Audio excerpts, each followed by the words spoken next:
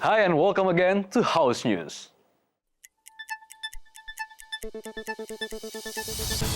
BKSP received a visit from the ambassador of Cuba to Indonesia to discuss strengthening cooperation in various sectors, particularly education and health.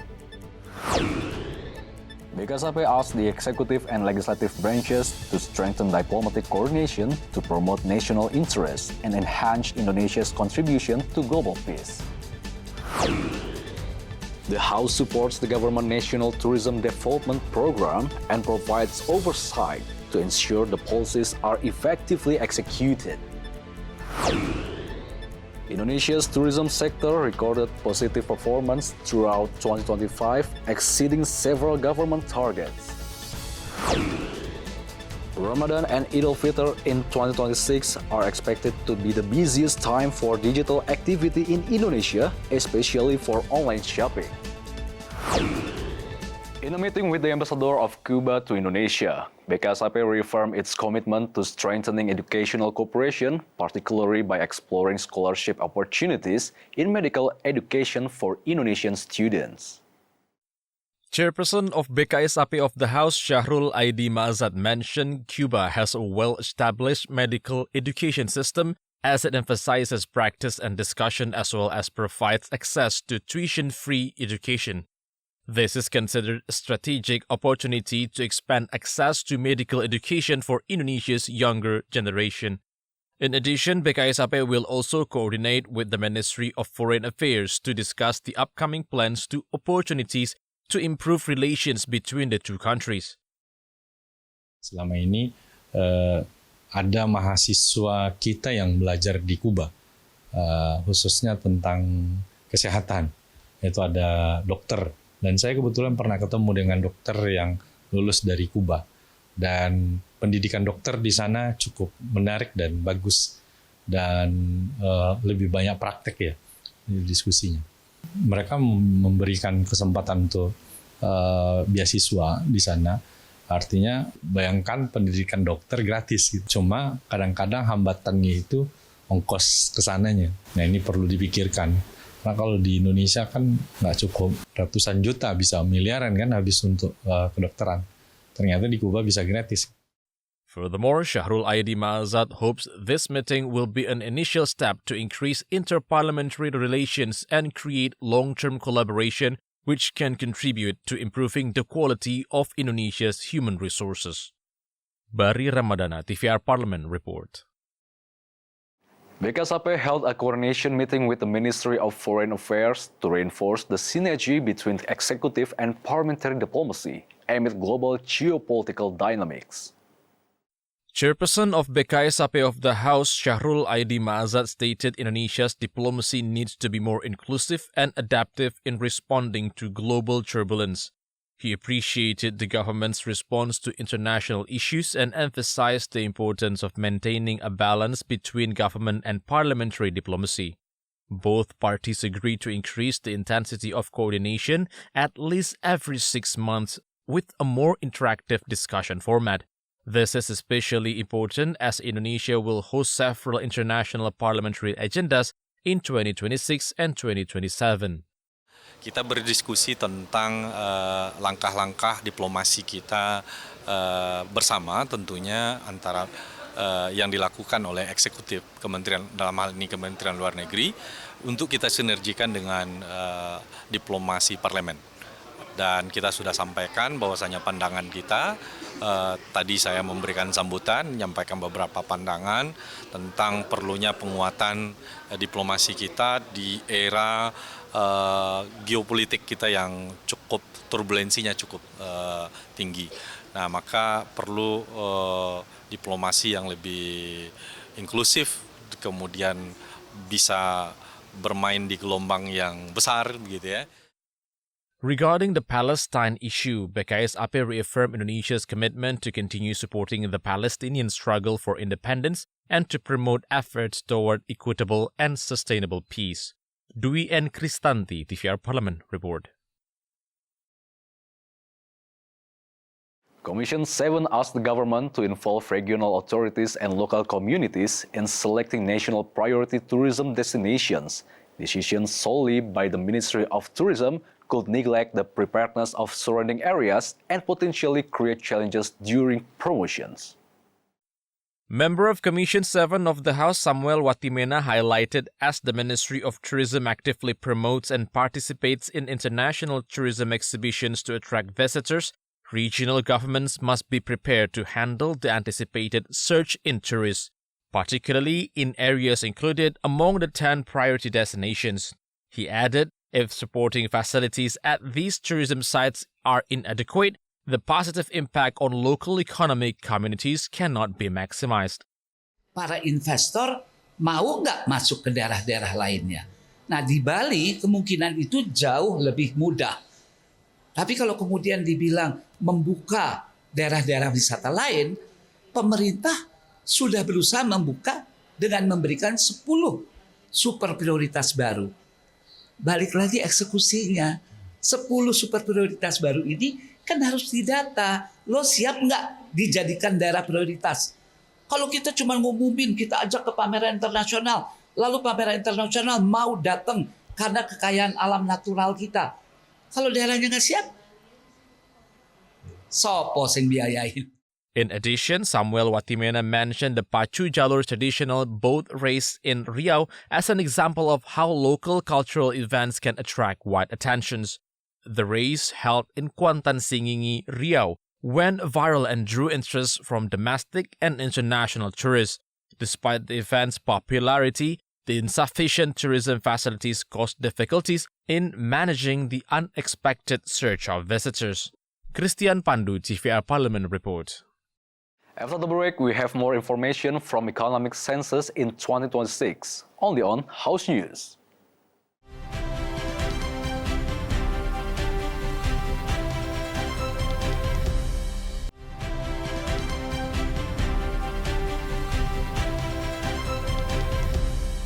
Commission 7 held a working meeting with the Ministry of Tourism to evaluate the 2025 performance and plan for 2026. The sector showed strong results last year, surpassing government targets and successfully demonstrating steady growth. During a working meeting with Commission 7, the Minister of Tourism reports Indonesian tourism sector continues to draw large numbers of visitors and provides significant employment opportunities. The minister mentions tourism has contributed positively to communities in Indonesia. Chairperson of Commission 7 of the House Saleh Partaunan Daula appreciates the Ministry of Tourism programs with positive impacts for the Indonesian economy. He encourages the 2025 budget will produce concrete results, especially for small and medium-sized businesses as the backbone of local economies. Semakin baik lagi, dan itu bisa tujuan akhirnya adalah bagaimana itu bisa mendatangkan sisi keekonomian yang baik dalam rangka meningkatkan kualitas hidup masyarakat kita gitu.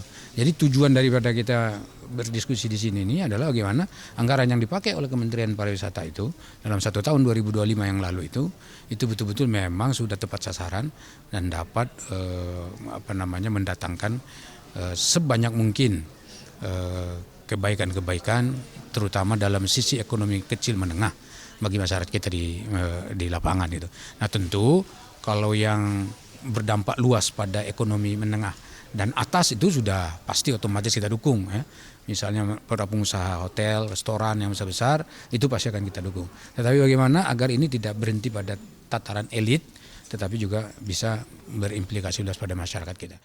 Furthermore, Saleh emphasized Commission 7 will continue to perform its oversight function over national tourism policies and program.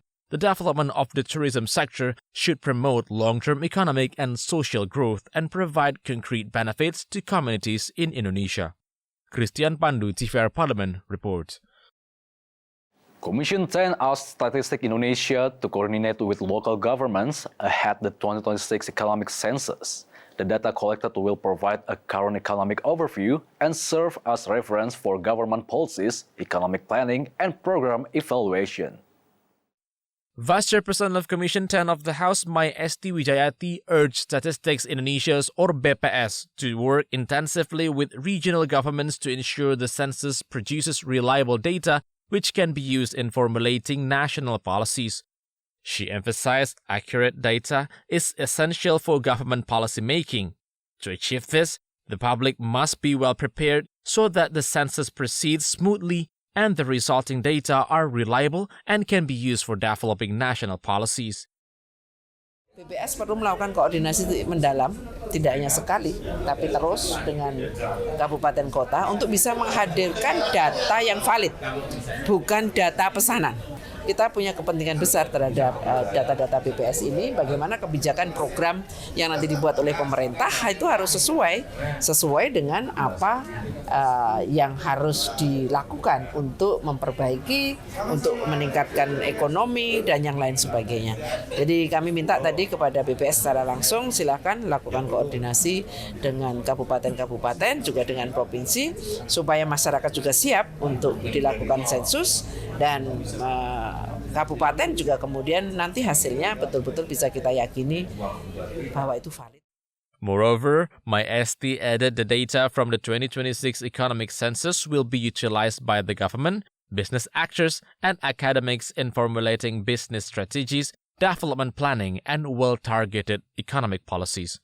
From Central Java, Alfredo Tahapari, TVR Parlemen, report. Commission 7 requested the government to expand public access to independent Indonesian films. Stronger international recognition should be followed by wider audience participation within the country. Member of Commission 6 of the House, Samuel Watimena, stated Indonesia has strong cultural wealth and local wisdom that can be explored and transformed into film works. From Sabang to Merauke, every region holds stories, traditions, and values with the potential to become inspiring sources for film narratives. He added a number of films featuring unconventional characters and storytelling approaches, including Jumbo, Sore, and Agak Lain, have succeeded commercially. Despite differing from mainstream formulas, their box office performance indicates Indonesian viewers are open to varied and original content. When stories are delivered in compelling and imaginative manners, the domestic film market shows a strong willingness to support diverse cinematic works. Film festival for film festival. Nah, mensosialisasikan ini menurut saya perlu dibantu pemerintah. Karena umumnya ikut festival luar negeri ini banyak yang indie.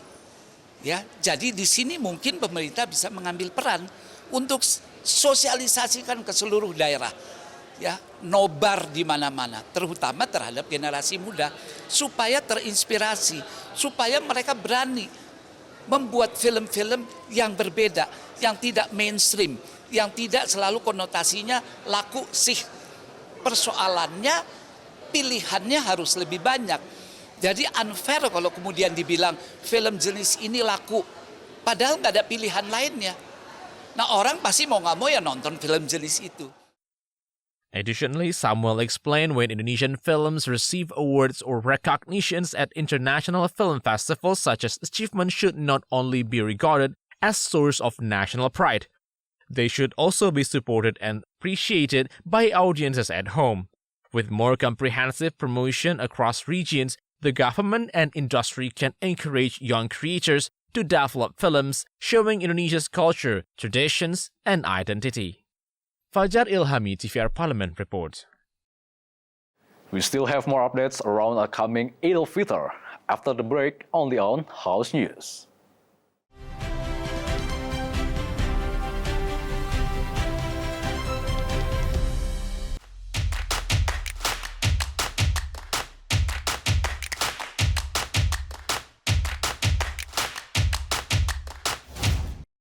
Online and digital transactions are expected to shape consumer behavior in Indonesia during Ramadan and Eid al-Fitr 2026. Many consumers prefer shopping from home as it allows them to avoid crowded markets and long queues.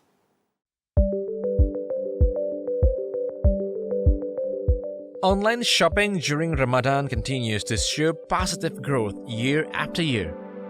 This year, digital transactions are projected to increase significantly, particularly as Eid al-Fitr approaches. On social media, more people are sharing ideas for Eid outfits, home decorations, and smart shopping tips. As a result, many people now buy clothes, festive treats, and gift hampers through online marketplaces.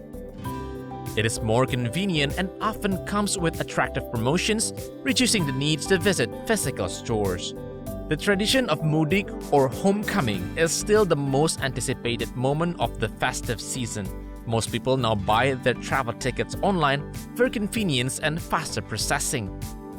A survey shows nearly half of Indonesians book their 2026 Eid homecoming trips through online travel agencies. The 2026 Eid celebration has taken on a more modern feel.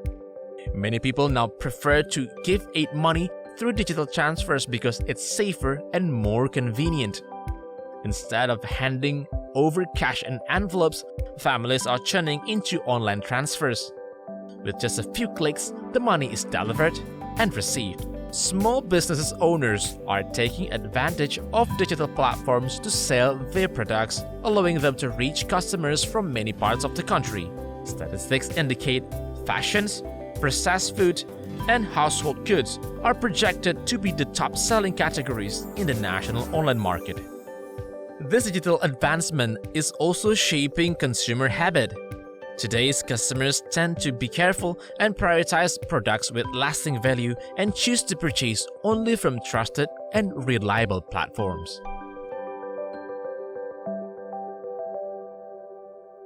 Eid in Jakarta is a time to celebrate Betawi culture, full of unique traditions and local customs, combined with Islamic values. Despite modern changes, the Betawi spirit of sharing, family togetherness, and preserving cultural heritage continues to live on.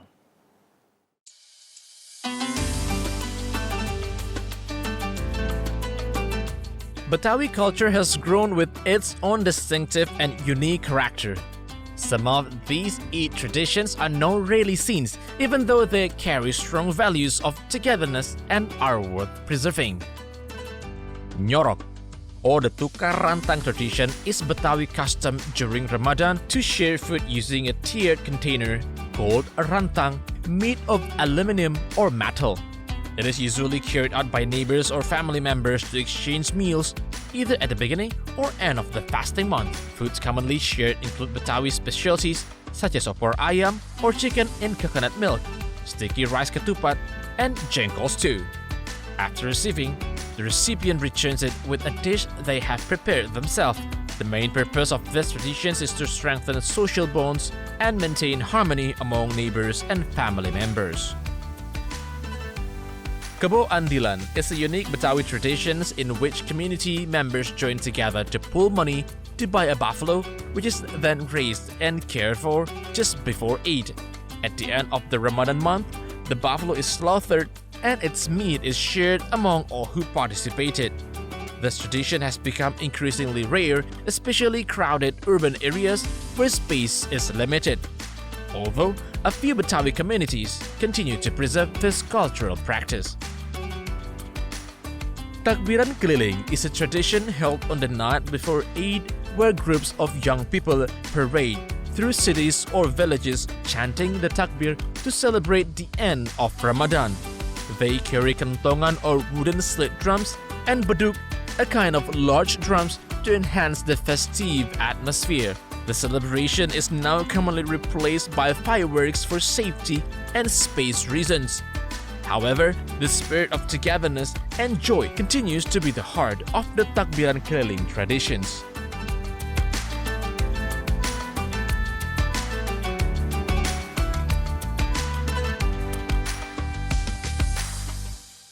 During it, Indonesians observe many traditions, including giving money in envelopes to family and loved ones. These customs symbolize the sharing of joy, blessing, and hopes for well-being in the days ahead. The tradition of giving a holiday allowance or Eid money, known as THR during Eid, has long been an important part of Eid al-Fitr celebrations in Indonesia. Usually, parents or working adults give money to children as a way to share joy and happiness. This practice also reflects Islamic values of generosity and the importance of strengthening families' ties during the festive celebrations. These Eid bonuses also become a reward as the little one managed to fast for a month. Nowadays, Eid envelopes are more than just a way to hold Eid money. They have become a space for designers and illustrators to display creative and innovative designs. They used to be plain or decorated with masked images. Today's designs are becoming more creative and unique. On social media, many people share envelopes featuring cute and charming motifs, from cartoon characters and illustrations of families in festive attire with Eid al-Fitr greetings, "Forgive my wrongdoings." This year, the most eye-catching envelopes are those with unusual and playful shapes. Some are designed to look like traditional Eid cookies, complete with illustration of cookie jars. Other envelopes resembles miniature banknotes with funny details, while a few inventive entrepreneurs have even created envelopes shaped like small wallets or tiny boxes that can be reused, adding a practical and eco-friendly touch. Eid money has become a deeply rooted part of Indonesia's culture of sharing. Beyond symbolizing stronger relationships, this tradition also sparks creativity, especially in designing innovative Eid envelopes, which have become a part of the creative industry.